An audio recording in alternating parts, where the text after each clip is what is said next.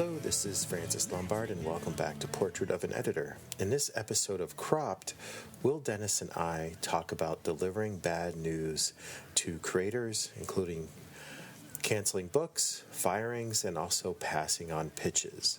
A reminder, there is a Portrait of an Editor Patreon page where you can find older interviews. I just moved a bunch of my interviews to Patreon and added a few outtakes, so check it out for just $1 a month. We also have a sponsor, Magic Mind, which is a great productivity drink. So let's just jump right into this episode of Cropped. Enjoy.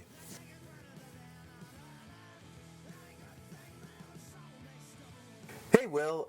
Welcome back to a new episode of Cropped. It's been a couple weeks. God, time flies, really, I have to say, because we originally planned on trying to do these really back-to-back, but then 2 weeks went by. So here we are. We're going to sort of, for anybody listening, going to pick up a little bit on sort of the line that we had going in the last episode of Cropped regarding... Wow, I can't even remember what was the last thing. Like missed deadlines. Delays on books. Delays on books.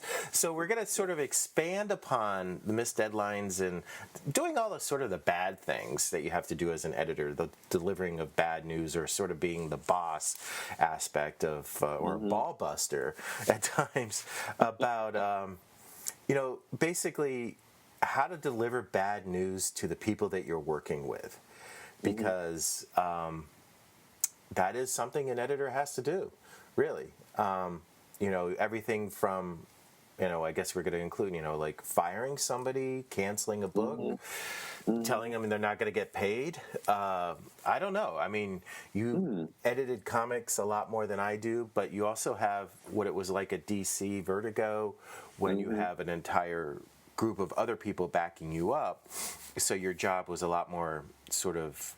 had more guardrails or more you could always say, well, accounting needs to talk to you or whatever, but now right. As a freelance writer, it's a little different too, because you are sort of hired hand. You're not really a boss, but you still have to deal with the mechanics of getting a book published, I think, if I from what little I know about editing. So exactly. How do you gird your loins to deliver bad news to people? I don't think you're allowed to say that anymore. Along with Ball Buster, I'm sure both those things would get you a trip to the HR department. Oh, no. Thank God there isn't one. But, whoever said I mean, it sucks, right? It's like the worst part of any job, kind of thing. I mean, I don't want to say it's worse than being the person getting fired, but, it's not fun for anybody, obviously. Sorry, let me turn my heater down here. It's starting to make funny noises. Everyone's always like, what is that noise? Is there a ghost? I'm like, yes. There's an ancient ghost in this old house. Haunting you. But I know, exactly. But yeah, I mean, it's trickier nowadays because, as you say, I'm not really the boss. I'm like the, hired project manager, really. It's an odd power structure compared to where I was before, So when I was at Vertigo, like if a series got canceled, to Karen Berger's credit, I don't think there was ever a series I worked on where they just said like pull the plug, right? Like when you and I were kids, like you'd be buying issues of comics on the rack, and then the next month it just wasn't there. It was gone. It's like what just happened? Like where did the Eternals go? I don't understand. And so not that old. You never knew what You never knew like what happened. You never knew where it went. It just sort of disappeared. But when I was at Vertigo, we definitely had series canceled, but almost to every single one that I can think of. Karen was like very about like winding it down, you know what I mean? So if you were in the middle of an arc or something, like they would generally get you to finish the arc, because at the very least, if there were a collection or whatever, like that's what you were always kind of working towards. So, you hope you have that kind of latitude to see it. I had creators tell me like, well, let's just cancel it, like forget it. Like, let's just cancel it. Like right now, like I think when we sort of wound down Loveless, like the Azarella Western, maybe sooner than we had wanted to. And yeah, I remember Brian just being like, forget it, let's just cancel it. Like he was pissed kind of. And, but we were like, no, we got to just run out the string here. Like, let's finish the arc. And, at least you'll have a trade collection. And if there's an ultimate collection at some point, you have the whole thing. But yeah, I mean, it's never easy. I mean, I can count on one hand, though, the people I've actually had to fire in my career, and that's 25 years. Because if you're really communicating with people and really in touch with them regularly, you really shouldn't have to fire them, right? I mean, you really should get to the point where, if there's a problem, a real problem, or they have to step off a book, like that's one thing, a personal problem, illness, that kind of stuff. But in terms of actually firing someone, it almost never gets to that point because you have to be in there addressing whatever the issue is much sooner, So, because I think most people get fired because they just like ghost you or they just kind of vanish or they just don't deliver or, that sort of thing. But that doesn't really happen to me because, as I think I've said on this thing before, like if the only time you're reaching out to these creators is when they owe you work, well, then eventually they just start to tune you out, right? Because it's just like I think I've said, like the parents on a Peanuts commercial or Peanuts cartoon, it's just that wah, wah, wah, wah, wah, kind of thing, like they just don't listen to you. In the same way, like when you were a teenager and your parents are always on your case, like after a while, you're just kind of like, okay, whatever, sort of thing. So, but it almost never gets to that point. So, yeah, basically, there's, you don't get to the point where you're like, I'm going to fire you, as a threat or whatever. And I also, really being, being honest about it, like I've never really found that those kind of hard-nosed tactics work, with people. Like if a writer is really struggling and they're not getting you the stuff and they're late and then the shit rolls downhill, right? So then the art is late, the colors are late, the letters are late, the book is late because it all starts with a script. But like me getting on the horn to somebody and reading them the riot act or threatening to quit, fire them or replace them or whatever, like that's not a traditionally great motivator for, creativity, right? I mean, because 99% of the time, the person isn't doing the work because they're playing video games or something. They're not doing it because they're having personal issues. They've hit some snag. They've hit some wall. They're out of ideas. They're out of inspiration, whatever it is, at least in my experience, it's not generally like, well, I just decided to take a vacation from writing my comic books, So me getting on the horn to them and like screaming and yelling at them or threatening to fire them, like that, I don't see how like a creative person who's always very sensitive to begin with doesn't, in my experience, doesn't react very well to that as a tactic, Well, basically, you said that if you are doing that, you haven't done your job as an editor where, if the only reason why the only time you call somebody and talk to them is to yell at them and say that they're late and threaten them, you're not doing your job as an editor. So basically, when you're delivering bad news, if you're a good editor, you've established a rapport where you're already trying to fix the problem. Right. Or you're aware of the problem. You've already had conversations leading up to it, or sort of if you're, comes back to, and I've luckily been saying this a couple times in, the new season, it's all about people skills. So as an editor, you're already getting that sense. As a human being, our brain and our whole body is wired to read cues that others give to us, verbally, visually, audio. So you already have a sense of where you stand. And I guess that's it. So delivering bad news might be a little bit easier because everybody's been working toward, not working towards, but the situation's getting to that point. But you've already tried to address it already. So it's not combative. I guess that's the thing. This is not a combative thing, I guess, is one way to approach it. It's more like a solution problem. I'm sure with some people it is. I'm sure with some editors it is. I'm sure with a lot of companies, Marvel, DC, whatever. Because I don't, like a lot of the people who work there. I guess I should qualify what I've said. I think good editors don't do that. but I also think I can count good editors on one hand, so I don't like, and I don't even blame the people who are doing these jobs. I mean, we've talked about this before. The training doesn't really exist the way it existed when I was there, when I started. There isn't really top-down philosophical discussions about this is our approach, this is our style, this is our house style for editing, this is how we're going to treat people, this is the kind of way, they're just like, they're drowning as it is. There's too few of them. There's too many titles. There's only so many hours in a day. They're just trafficking, right? Like, so at that point, like, you replacing one of the traffic cops or having to replace one of the line workers, like, what's the difference? Who cares? You know what I mean? Like, it's like you're a factory boss, and the guy who's, like, packaging the bars of soap at the end gets sick and dies. Like, okay, well, let's get a new guy to package the bars of soap. Like, that might be oversimplifying it and maybe a little harsh, but, like, that's my takeaway from the experiences that I know of, that the creators I know that also do work for these bigger companies.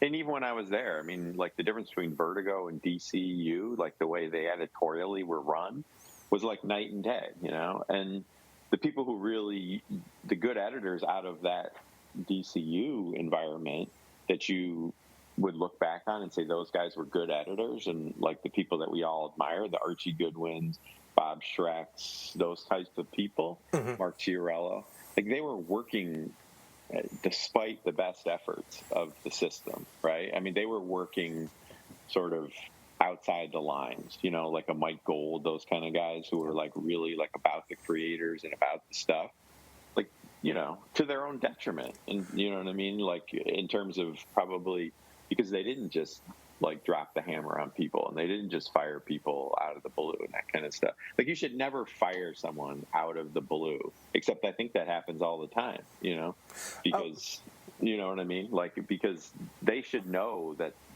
things aren't going well. You should already have a plan in place to either help them or find them a new person or be in touch with them. Like, even the times I've had to fire somebody, it's never been like, oh, you blew this deadline, like, you fired, like, screw you, you know what I mean?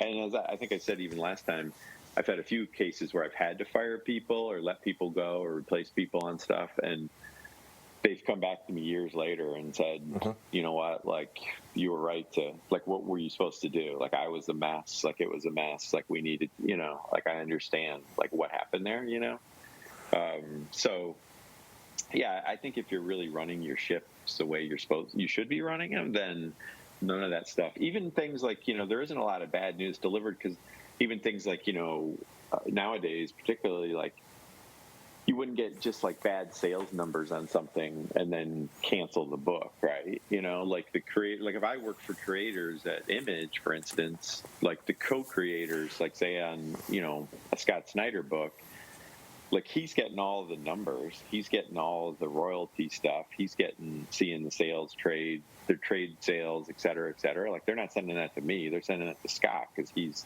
sort of the person of record, on the book. He's the one that Image has the contract with.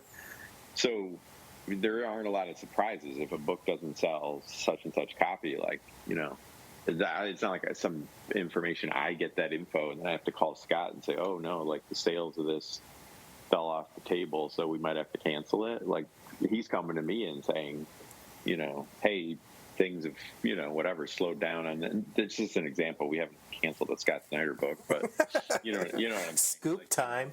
Yeah, breaking news.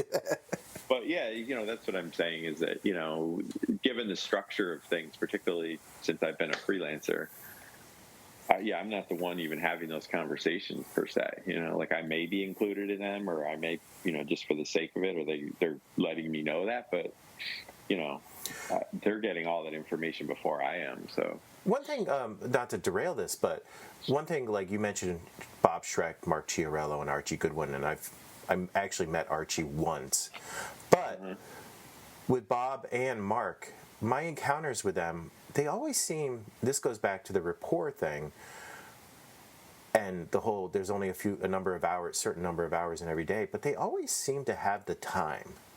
And this is, I'm not even working with them in my conversations and talking with them, but I would think that that would carry over to creators even more, that they always seem to be able to make the time for you. If, especially, let's say the creator's going through any kind of, a rough patch, that they would be available. And that sort of, once again, goes back to the whole thing that it's not a lot of drama if you have to deliver bad news, because as those guys were already part of the conversation leading up to whatever conclusion was done. Is that sort of, am I correct in that? Because you've worked with them. Because you're both in the foxhole together, you know what I mean? Like, I'm not back at the base, like with my binoculars telling you to like go over the wall, right? I'm like in the foxhole there with you, So, yeah, I mean, I think you're right, because it's the same with me. I mean, people are always like, "Oh, you're so busy, I bet you can't, if you don't have time to look at this, whatever." Like I think there. I mean, I'm sure you could find exceptions to the rule of somebody, but I feel like I've always tried to make that kind of time for people, creators especially, because it's just, it has served really well. And I've seen these other people like that. I mean, someone like a Mark Chiarello, it's like, I mean, Mark's an amazing artist, amazing art director, all those things, but he also has these relationships that go way beyond just the work with like the Darwin Cooks and the Tim Sales and those kinds of people, But it's, as you said, it's like time is the factor, right? Like if my relationship with Brian Azzarello is very close, that's a product of hundreds and hundreds of hours of being on the phone and, hanging out at shows and traveling together, that kind of stuff. So and you can't have that kind of closeness or that deeper relationship with everybody, but I would think that, a lot of the people that I work with, I hope feel that same way about it, that, you put in the time kind of on the relationship front, and then it doesn't really often get to like a part where you really, I mean, I'd like to avoid all those bad things as much as possible. And I have, I mean, honestly, there's been some books that had to be canceled, things like that for sales reasons and stuff. But, I've only had a few times when I've had to literally just like fire someone, because I just don't ever find that it's particularly good motivator for creative people that you're threatening to get rid of them. So that's where they're going to suddenly, hit their deadline, because I don't know. I mean, so occasionally, that's happened, and somebody, and I've made the mistake of someone who's kind of screwed me over on something, and then I hire them again later, and then it's like, some of that sort of like shame on me for thinking that's your ego, right? Thinking that you can change them, where it's like you've seen them do it to other people, they've maybe done it to you before, but your ego says like, well, no, they're not going to do it to me again, or I can fix it, or I'm the one they're not going to screw over, kind of thing. And then, and I've had that happen, and those people you keep on a pretty short leash, right? Like it's sort of like, okay, well, you burned me once, I'm going to let you in again to see. And sometimes it works out fine, but I've had a couple times when it didn't, and it was just the same shit all over again. And then and in that case, it's sort of like you just pull the cord like as quick as you can, because you realize like, okay, well, that was probably on me for being egotistical enough to think that I could, that it was going to be different this time around. But I do feel like people change, and I have had people change and improve and get better, or they're in a bad part of their life and then later they're not. And so, I don't know. I mean, I definitely believe you got to give people second and sometimes third chances, So, I mean, just going through like the notes that I had sent over, it's basically, when you're replacing someone that's basically something you've been working up towards, that everybody sort of has a sense that maybe this person's moving on, and then communicating that is basically something that, I mean, pretty much if you're doing your job as an editor, having those conversations with the rest of the team is pretty much something that they all sort of have a sense of, basically, because of the level that you're working at. Everybody can sort of see, might already have a gut instinctual thing. The same thing with canceling a book is something, it's a conversation you've been having, and eventually it doesn't come out of the blue. I guess that's the thing. None of these are surprises for anybody if an editor's doing their job. It shouldn't, but I'm sure it does. I'm sure if you're drawing, whatever, take your pick, big 100 of the X-Men books or something. Yeah. I'm sure people get they just cancel those books, and it's like, sorry, like that's, I mean, I don't know. I don't know that for Well, sure. That used to be kind of the way it went, as I said earlier, but there was maybe it's things have improved. I don't really know. Tom Brevoort has done I know when he was on the Avengers the last couple of years, he's tried to launch a couple, interesting takes on a couple of Avenger books out of the ordinary. And I guess one, which name I can't remember, it seemed like the writing team, the whole creative team was going to be, easily a good, solid seller. But I guess it tanked. And instead of canceling the book after the first run of 5 issues, they rebranded it, changed the storyline, and tried to give it another shot. So there was an attempt not just to drop it like, I don't know, Man from Atlantis, all of a sudden just disappearing after 5 issues, or stuff like that. There was an attempt. The same team was on it, but they ended up just probably sitting down, huddling, and basically trying to, like, how can we rebrand this, and either one way, either because of Tom's position or the creator's position, the publisher was willing to give it another shot. So now they have 2 trades out of it. So that's good news. I mean, that's good news. Yeah, and listen, things could be way better than they used to be. Maybe they are. I don't mean to cast dispersions on individuals or whatever. I think it's just kind of the nature of, because I think you look at a place like Marvel. I mean, it is, it's very they operate very close to the bone, And I don't think that there's a lot of margin for error. And if sales aren't what they are, then, it doesn't seem as if the powers that be there over the years have had a lot of problem with just dropping stuff strictly for the bottom line, From reading between the lines, I feel that the way the sales on that Avenger book just surprised everybody. They didn't really expect the numbers they got, so there was another attempt to do that. Well, that's good. Yeah. What about telling the rest of the team that a main creator is leaving? What about that? Is that sort of fall in the same realm of, you're already building up to it that somebody might be leaving, and it's just, once again, that I'm just looking through, replacing someone, a creator leaving, canceling a book, late payments, passing on a pitch. I mean, is there anything out of the ordinary other than that any of these that you can't really avoid because of you doing your job as an editor who's already, whose job is to establish a rapport, and then, knowing that comics are a marathon, not a sprint. People see this stuff happening, they can see see the slow car accident at times.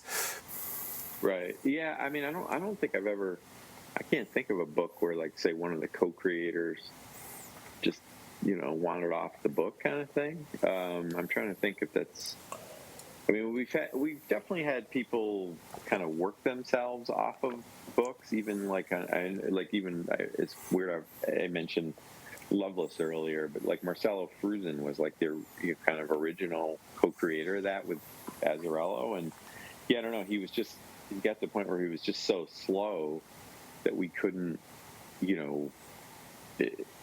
kind of worked himself off of the book. I don't know that they ever formally took him off it, but towards the end of the run, it was all different artists doing, I think Zezej did a bunch, and some other, maybe Davide Furno, some other people. I don't, exactly. It was a long time ago, but and Marcelo just kind of petered out because he was just going so slow. And then he kind of eventually, then they ended up ending the title, and he ended up going to work for the Europeans, so he could just kind of leisurely do an album book every 3 years. Yeah, exactly. So so I haven't really had too many things because these guys, they work pretty hard to get these gigs, so taking them off it is pretty tricky. Not a lot of people want to come off, particularly their own books. That gets really complicated if you're a co-creator and then suddenly you're off the book. But it's happened. It happened with Walking Dead, right? The original artist on Walking Dead was did a few of it, and then kind of just then Charlie Adler took over, and it was a whole thing there. But So it has happened, and it's happened. That's a pretty spectacular example of it happening. Will, I just wanted to take a pause in our conversation to talk about Magic Mind. So it has been a couple weeks since we last talked about it. I need to reorder some. I think I'm down to 3. I had one just before we got on. So I am alive and full of energy, because I am not a good morning person. How are you? How are things with you? How's your productivity with everything? Yeah, it's been great. I actually got an alert just today that my next orders coming in because I was smart enough to sign up for the subscription service, so I don't even have to think about it. They just sent me a nice email saying it's on the way, like, so look for it in 3 business days or something. I'm like, all right. Oh, wow. So I'll let you know how that goes. But yeah, because my package is getting kind of low to it. What has your experience been with it? As you've talked about it in the podcast, that you work a lot of hours and you have to be up and you're dealing with a lot of different time zones. Have you, how is your sort of flow and state of mind and also winding down throughout the day too? Or, I mean, does it feel like you're able to sort of ease back into, whatever you have to do around the home and just get, flow right into going to sleep? Is it, have you noticed a difference? Like, I've been sort of in the afternoon when I would normally have coffee, or I traditionally would have a coffee. If you have this instead, then it kind of fills that role because it does give you this kind of jolt, just with all the stuff that's in it, the flavors or whatever. But then you're not having this big caffeine bump at 4 o'clock or something, which then you inevitably kind of crash from. And I'm old enough that now, when I have caffeine after a certain hour in the day, you can forget it. Your sleep is just out the. I mean, my sleep's bad to begin with, but it's out the window. Where it used to be, you could drink coffee all day and have it even with dinner or whatever, and it didn't seem to bother you. But yeah, now, so I've been trying to have this instead, around that same time. And it's nice, it allows you to get back to the. I try to keep pretty regular hours, even though I will sometimes, fall down on that, but. So yeah, you get that 3 o'clock sort of lag, and then gets you through to the 5:30, 6 o'clock, push, which is so it's nice. Yeah, it's been a nice change from just pulling out a cup of coffee and feeling suddenly you're zoom in, but then then you're crashing. I've been trying the afternoon stuff at times. Every so often, maybe I'll trying to find what's the right point, and the afternoon does sort of it feels better because then I don't have to worry about coffee or have this just this thing, this craving or oh God, Right. maybe I'll get an energy drink because that's the only thing available at work, which just has never been good. Never been good for me. So and it's you think even when you want to have a little snack or something, if I've been noticing you have that instead. And then it's kind of because some of that is just to me kind of ritual, right? You want that 3:30, 4 o'clock. Get up, walk around, have a cookie, have whatever kind of thing. But you don't really necessarily need it. Now you just have this instead. And so you've sort of fulfilled that itch of that little, kind of nosh that you want, in the middle of the afternoon. But you haven't then just eaten, a row of Oreos or something. And then suddenly you're oh, why did I eat that? And now I'm 20 pounds heavier and everything else. So every shot of Magic Mind contains a special mix of 12 active ingredients that's been designed to banish brain fog, which is something that with Will and I and our old brains have to deal with all the time, and enhance our focus, which is something, especially in my day job, which I do go to in the afternoon. I really need to be focused on stuff and making sure I am doing my job properly. After doing maybe 6 hours of creative stuff before going in.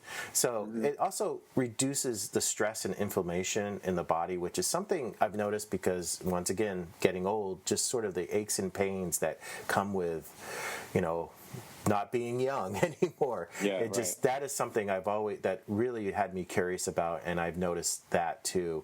I just feel a little more, I don't know, But yeah, I mean, I think the inflammation is particularly, we found, you realize like the more you read about it, that science behind it, whatever, is a huge thing, for people, and particularly people as they get older. Like, it's definitely a thing that, different parts of your body, can really impact you. So It's really a great way to avoid a lot of extra sugar in your diet and caffeine and any negative impacts of those stuff. And you can find Magic Mind Energy Drink at magicmind.com. That's all one word, magicmind.com. / portrait of an editor. We have our own little web address. And with Antics 20, that's ANTIX 20, you also get up to 56% off your first subscription or 20% off your one-time purchase. That's Antics 20, ANTIX 20 for 56% off. And also, it works if you're already a subscriber. You can save on your next subscription payment. So maybe, Will, you can try that code again. So if you are like me and Will, and not big coffee fans and looking for something to keep you focused so you can get through a very busy day and stay creative, then we both recommend Magic Mind. So, Will, I wanted to talk about, what about passing on pitches? I mean, this is... Yeah, I mean, that's a whole other... That's a different...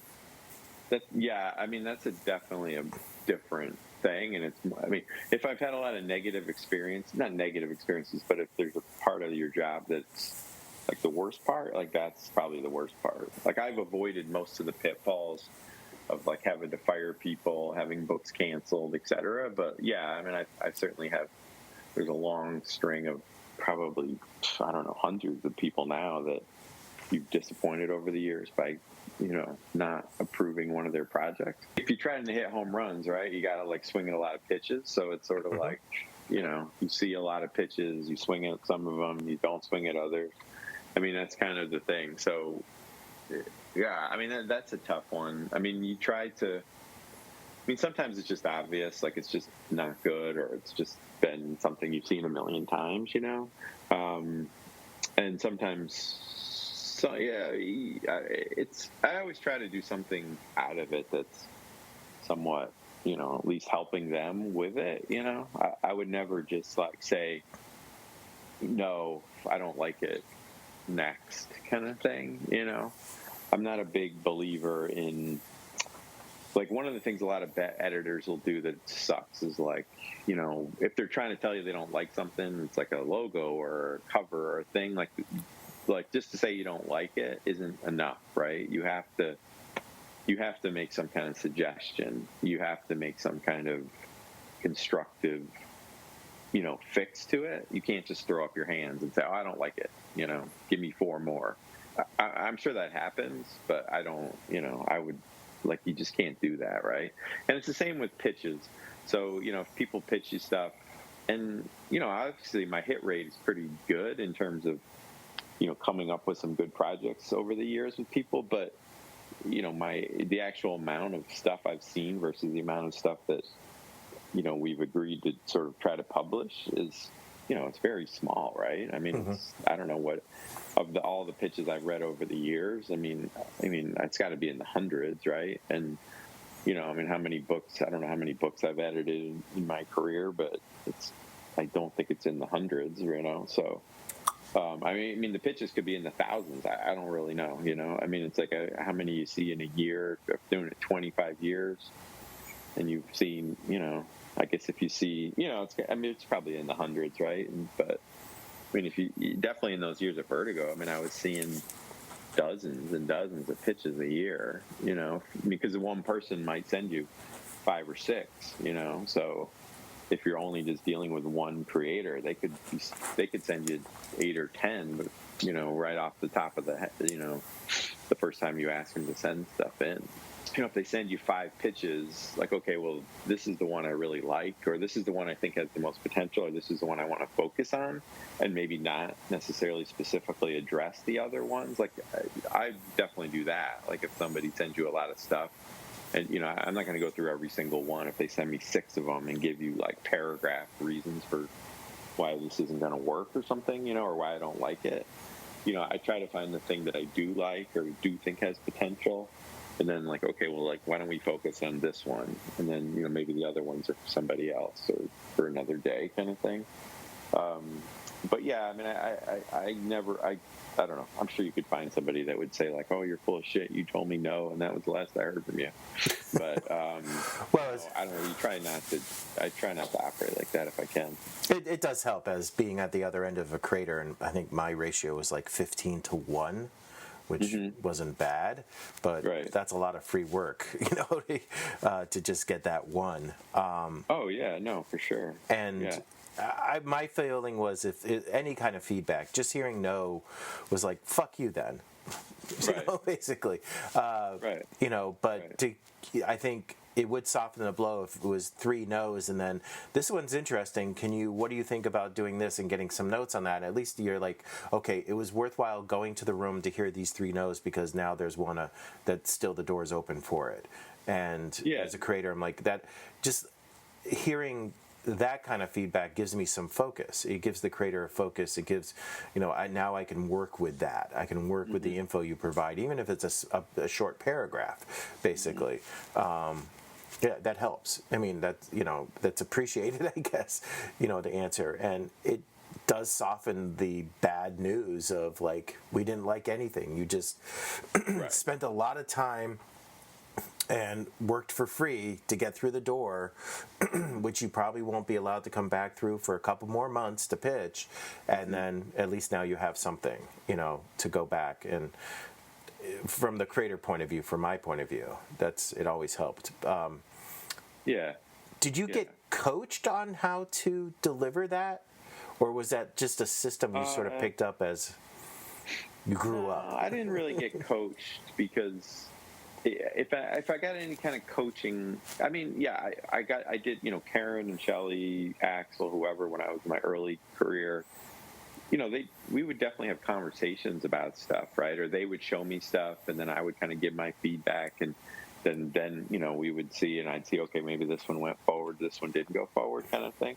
But I think a lot of it's just sort of your personality, right? I mean, it's like, I think, like, I'm pretty direct about stuff, but I also don't want to just be a dick about stuff. I mean, there definitely were editors in my early years that, like, I'd see them in portfolio reviews and stuff, and they were just ruthless. Like, they were just mean, like, this is crap, this is no good, you need to do this, why did you show me this? Like, literally, like, that kind of stuff, But even when doing portfolio reviews, which are really tough, and can be very long and time-consuming and very painful at times, even in those situations, like, I don't think I've ever just looked at somebody's stuff and been like, ugh, no way, I mean, I got some stuff fairly recently from someone, and it really looked like it was kind of done like in like a high school art class or something, and I can't remember how they got in touch with me, but it was just sort of like, okay, let's,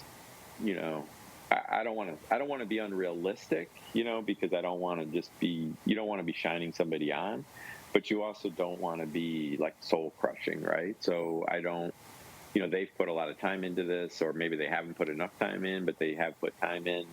It's not easy to send your stuff to anybody, to show your stuff to other people, particularly other people who aren't like your friends and family. I mean, it's really terrifying. So I've always looked at it like that it's like, I have to respect that.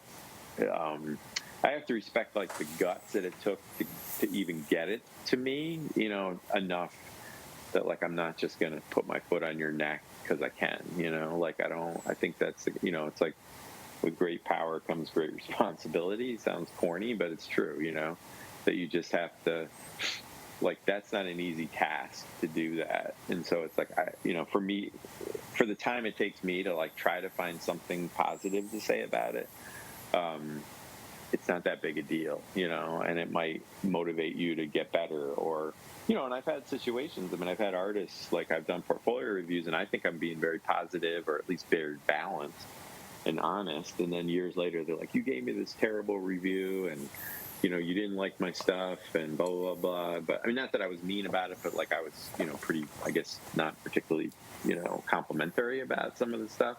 But then they've been like, but I've been working my ass off since then, basically to prove you wrong, and I was like, hey, great, like spite's a great motivator. So if that's what gets you through the day and gets your shit to improve, then fine. Like, you want to stick a picture of me up on your drawing board with a thumbtack in it, but that's God bless you, like, that's fine with me. Sometimes spite and hearing no, actually, yeah, it has been. I can talk from experience. It does motivate you. It's a tremendous motivator, and believe me, my own personal life, everything. It's just like, I think people don't acknowledge it enough as like such a key factor in the success of so many people. It's just, So sometimes maybe delivering bad news is good news in a way, because of, I guess maybe that's the way to look at it, is how can you deliver bad news that might actually motivate people? And, I guess it's a judgment call from your point of view that might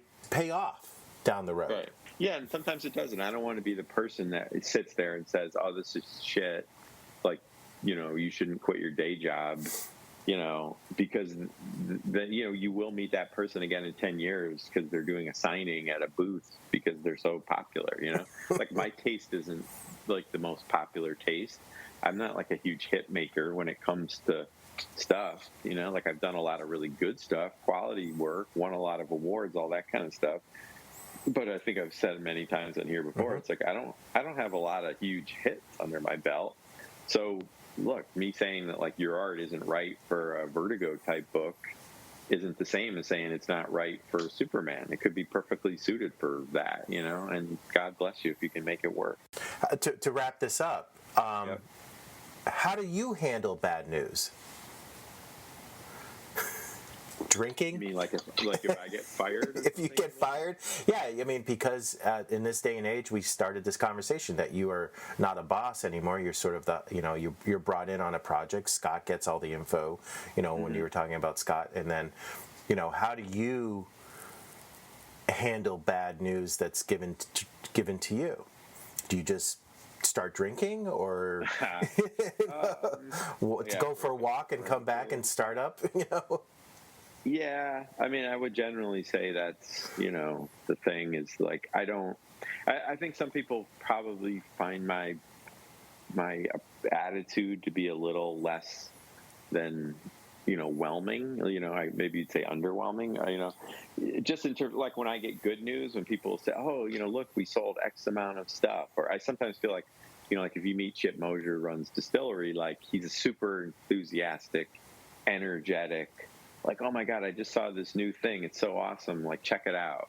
And my response half the time is like, yeah, cool, that's cool. Like, great. Like, it's just my personality, right? Like, very sort of kind of flatline, in some respects. Believe me, I try to work on it. I try to, sound like, all right. I mean, some of it's like a New York thing, it's just kind of like you're not getting too worked up about it. It's like when you're in New York and you see celebrities, right? Like celebrities, I'm not going to jump up and down on the street because like Sting walked by me. Like, you play it cool, like, and maybe that's to a fault, right? Because I think sometimes people want the big response. They want the big, oh my God, that's so awesome. I can't believe it. You're awesome. We're awesome. Like, that's just not my personality. Like, I'm never going to be that way, and I think people have to just sort of accept it. But that works too. I mean, in the bad news game, because it's like, okay, like, I got it. Like, let's figure out what plan B is, you know what I mean? Like, it's just kind of like, if you don't get too up, like, you don't get too down, So I think that's the thing. Like, I would never go in the tank and just like, oh my God, I can't work because I'm so despondent that, this got canceled. Or, I mean, since I've been freelancing, I mean, I haven't been fired in like so many words, but there's been a couple creators that, I worked with, and then suddenly I wasn't working with. And so, you can connect the dots there and like what, we had some sort of either a disagreement or a falling out or whatever it was kind of thing. But, like, I don't want somebody to be working with me or hiring me if they're not happy with the stuff I'm doing, or we're just not getting along, or they can't afford me anymore. But I'm also not going to like go start cutting my rates and like, you know what I mean? Like, you have to kind of know your value.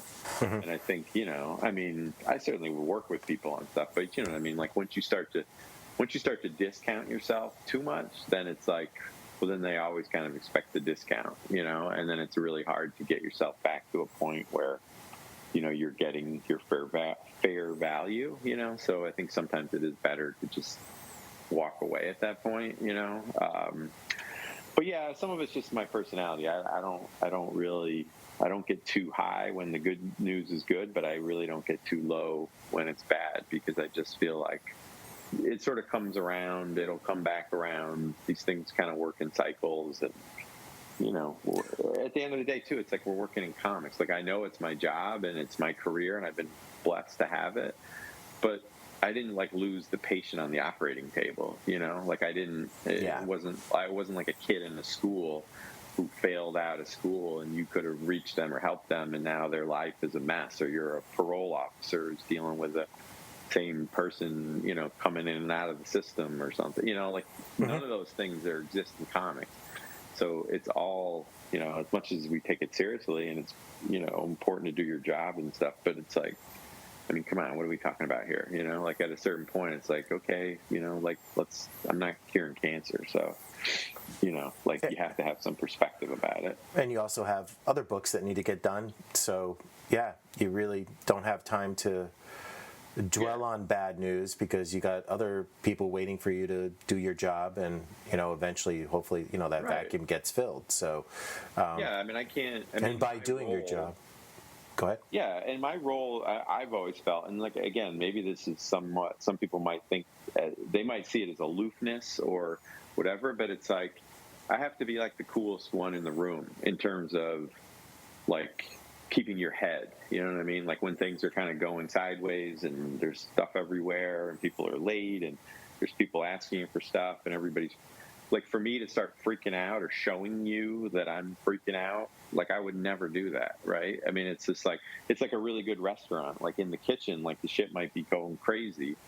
but out in the front to the customers and you got to be cool. It has to be kind of under control, So, I mean, so some of that may come across as I don't care. I don't think it comes across as that, but as aloofness or, whatever. But that's just sort of for my mind, that's what you have to, it's like the Captain Kirk sign of when the bridge is going wild and the calls are coming in and the stuff's flying. It's you can't start panicking, right? You have to be the one who's got it together, has a plan. Here's what we're going to do. Here's how we fix it.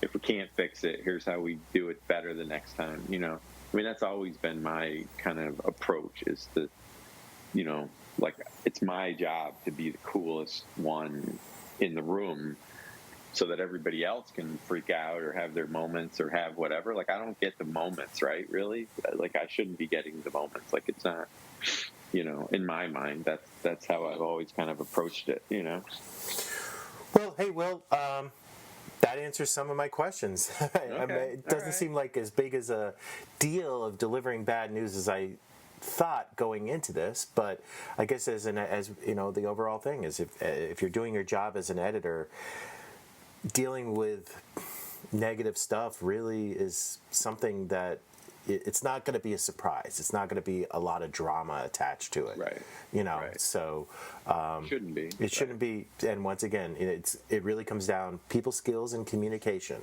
and then being able to, and problem solving.